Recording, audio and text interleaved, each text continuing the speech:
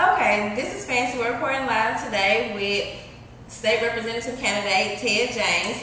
Ted is dressed in normal clothes because he was out canvassing. We recorded an interview with him before and something happened. So we had to come back again, and we appreciate Ted for letting us come back again.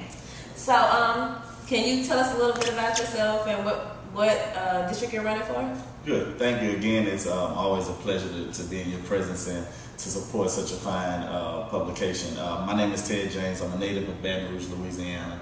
Born and raised all over the city.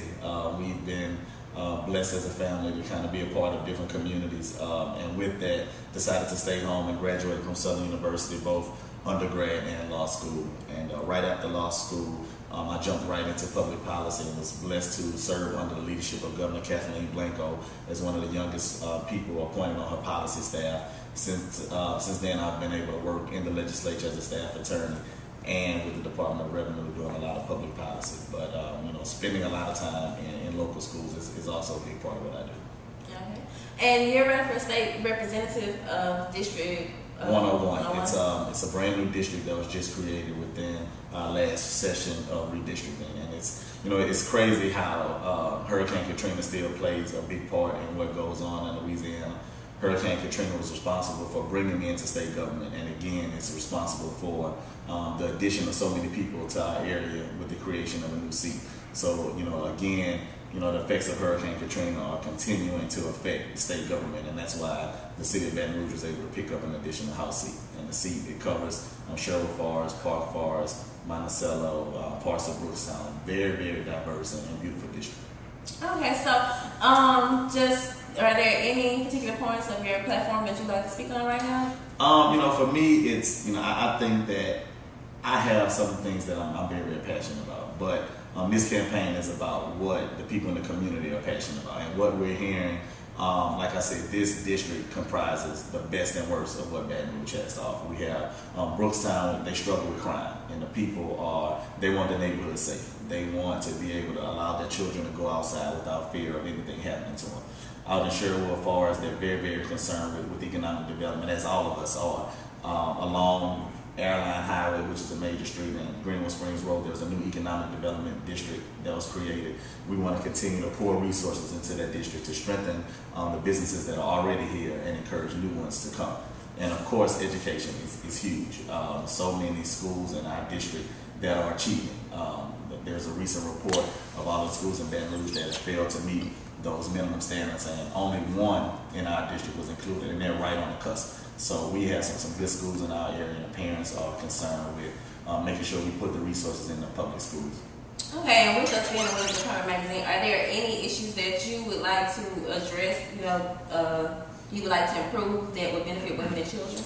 I think, again, education is so vital. We're meeting so many single parents out there, and a lot of times with education we forget the social side of it. We forget that, a lot of parents, a lot of women are single parents. Some of them are working more than one job. So it's, funding for daycare. A lot of, recently with our Republican-run administration, a lot of those social services have been cut. So we still need social services out there for foster parents. A lot of women are foster parents. Healthcare with the closure of Earl K. Long, a lot of the programs that help women are being moved from Earl K. Long. Their neonatal facility program has been completely removed from Earl K. Long, and a lot of the women are worried because some of them don't have transportation. So the transit cost to get from Brookstown to Our Lady of Lake, it's killing folks, and it's just it's so hard for us to obtain health care already.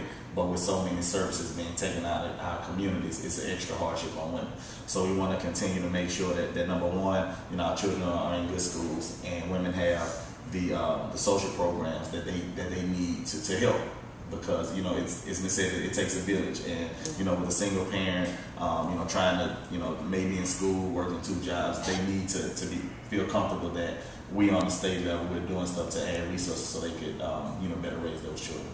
Okay. And so would you say that there's anyone that inspired you to take up on this challenge of running for state representative? I think it's, both of my parents, we've always, politics and government has always been a huge part of, our conversations at dinner or just, casual conversations. I remember, in second grade, we had a mock election for the president, and I got home. I was excited about voting, and they asked me who I voted for. And it was George Bush and Michael Dukakis, and I told them, I was like, hey, I voted for George Bush, and they were like, you voted for Bush? Why? And I told them that because Michael Dukakis was too short. I didn't think he looked presidential. He kind of freaked me out a little bit. And it's funny because they never told me like you should have voted for Michael Dukakis because he's a Democrat as I am and as my family has always been. But they talked to me about the importance of being an informed voter. What are the issues? What are you looking for in a specific candidate? And for me, I am a Democrat, but when I go into the booth, I look for, number one, somebody that has the experience, which is very important, somebody that has a level of education to handle the sophisticated issues that they have to handle, and someone that has a record of service in the community before they decide to step out as a candidate. And gratefully and luckily for our campaign, we have all three. And there's no one in this race that can speak to the level of experience that we have. There's no one who spent more time in our communities. You talk about improving education, but I feel you can't improve something if you aren't a part of it. And we've been an active part of Park Forest Middle, which is one of the largest middle schools, not only in the district, but in the whole city, and Bel Air High School. So we're pedal to the metal, feet on the ground, and really working to change things in our community. Well, is there anything else you'd like to share with us? I just, want to encourage people to get out and vote. The election is October 22nd. Early voting will start on October 8th, and we want to really, really push people to the polls. There have been a lot of reports about the number of registered Democrats and the voting of young people. And as myself, I'm 30, so I'm counting on people 18 to 40 to get out there and prove people wrong, and I believe that we will. Because the energy that we're seeing in our communities has been really, really good. People are excited about a new district, and we're not going to see the change that we need to see if we don't get out and exercise that right. So remember, October 22nd, get out and vote, because this is a very, very, very important election.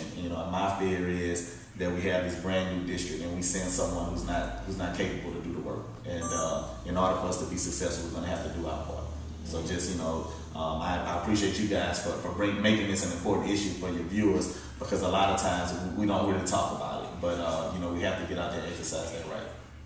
Okay, well, everyone, as y'all can see, Ted is about to go out, like we said, and paint the town red. That's so right.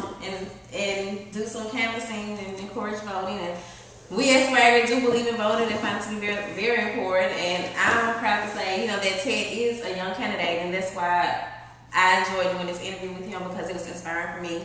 I do have a slight interest in politics, and with us being an advocate for empowerment, I thought that it was very important that we did come out and interview the candidate. So thank you, Ted, for doing this the second time. Thank you. I appreciate it. That's